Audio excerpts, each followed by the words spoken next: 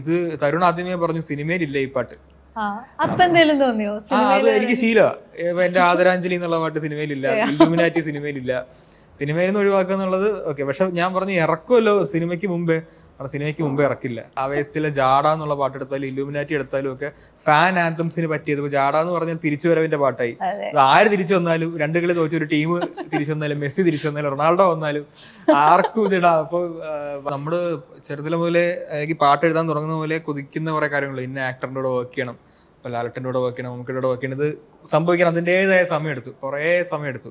പിന്നെ ആക്ടേഴ്സ് നമ്മുടെ പാട്ട് ലിപ്പ് ചെയ്ത് പാടുമ്പോൾ കിട്ടുന്ന ഫീല് വളരെ സ്പെഷ്യലാണ്. അത് പക്ഷെ ഇപ്പൊ കുറഞ്ഞുകൊണ്ടിരിക്കുകയാണല്ലോ.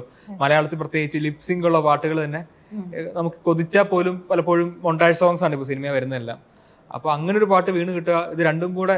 ലാലട്ടന്റെ കുറെ സിനിമകളിൽ ഈ കഴിഞ്ഞ കുറെ ഇടയിൽ ഞാൻ വർക്ക് ചെയ്തു. ദൃശ്യം 2 ആണെങ്കിലും 12th മാൻ ആണെങ്കിലും ജിത്തു ജോസഫിന്റെ കുറെ സിനിമകളിൽ ഞാൻ വർക്ക് ചെയ്തു. അതല്ല ലാലട്ടൻ ഡയറക്ട് ചെയ്ത ബാരോസിലും ബ്രോഡാഡിയിലും ഒക്കെ ഉണ്ട്. പക്ഷെ ഇതിലൊന്നും ലിപ്പ് ചെയ്തൊരു പാട്ട് വരുന്നില്ല. അപ്പൊ അതിന്റെ ഒരു ഫൈനൽ റിസൾട്ടാണ് കൊണ്ടാട്ടം എന്നുള്ള പാട്ട്. അദ്ദേഹം ഡാൻസ് ചെയ്യുന്നു, ലിപ്പ് ചെയ്യുന്നു.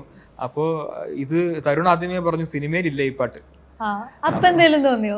അത് എനിക്ക് ശീലമാണ്. എന്റെ ആദരാഞ്ജലി എന്നുള്ള പാട്ട് സിനിമയിലില്ല, ഇല്ലുമിനാറ്റി സിനിമയിലില്ല. സിനിമയിൽ നിന്ന് ഒഴിവാക്കുക എന്നുള്ളത് ഓക്കെ. പക്ഷെ ഞാൻ പറഞ്ഞു ഇറക്കുമല്ലോ സിനിമയ്ക്ക് മുമ്പേ ഇറക്കില്ല. സിനിമയ്ക്ക് മുമ്പ് ഇറക്കിയ എന്താ പ്രൊമോ സോങ് പിന്നെ സിനിമ കഴിഞ്ഞിട്ടാണ് ഇറക്കുന്നത്. ഈ സിനിമയുടെ പ്രൊമോഷൻ ഞാൻ അങ്ങനെയാണ് ചെയ്യുന്നത്, കുറച്ച് ഒതുക്കി, കുറച്ച് കാര്യങ്ങളൊക്കെ മറച്ച്. അപ്പോൾ വേറൊരു മൂഡിലാണ് പ്രൊമോഷൻ പോകുന്നത്. ഇപ്പോഴേ കൊണ്ടാട്ടം ഇറക്കിയിട്ട് ശരിയാവില്ല. അപ്പൊ ഞാൻ പറഞ്ഞു സിനിമ കഴിഞ്ഞുള്ള ഞായറാഴ്ചയെങ്കിലും, വെള്ളിയാഴ്ച സിനിമ ഇറങ്ങി കഴിഞ്ഞാൽ ഞായറാഴ്ചയെങ്കിലും ഒന്ന് ഇറക്കണം പ്ലീസ്, അല്ലെങ്കിൽ പിന്നെ വച്ചിട്ടിരുന്ന കാര്യമൊന്നുമില്ല എന്നൊക്കെ പറഞ്ഞു. അപ്പോൾ ഓക്കെ എന്നൊക്കെ പറഞ്ഞു. അങ്ങനെ സിനിമ ഇറങ്ങാൻ വേണ്ടി, സിനിമ ഹിറ്റാകാൻ വേണ്ടി വെയിറ്റ് ചെയ്യണം. ഹിറ്റായി കഴിയുമ്പോൾ ഒരു സെലിബ്രേഷൻ സോങ് ആവും. പ്രൊമോ സോങ് മാറി പിന്നെ സക്സസ് സെലിബ്രേഷൻ സോങ്ങിന്റെ മൂഡിലായിരിക്കും ആൾക്കാർ കാണുക. പിന്നെ ഈ സിനിമ ആദ്യം ജനുവരിയിൽ ഇറങ്ങാൻ ഇരുന്നിട്ട് ചെറിയൊരു ഡിലേ ഉണ്ടായി. ആ ഡിലേ ആക്ച്വലി ഈ പാട്ടിനെ ഹെൽപ്പ് ചെയ്തു. ഈ പാട്ട് നമുക്കൊന്ന് ഫൈനൽ ചെയ്യാനും പിന്നെ അത് ഷൂട്ട് ചെയ്യാനും അല്ലെങ്കിൽ ഷൂട്ട് ചെയ്യില്ലായിരുന്നു, ഒരു ലിറിക് വീഡിയോ മാത്രം വന്നേനെ.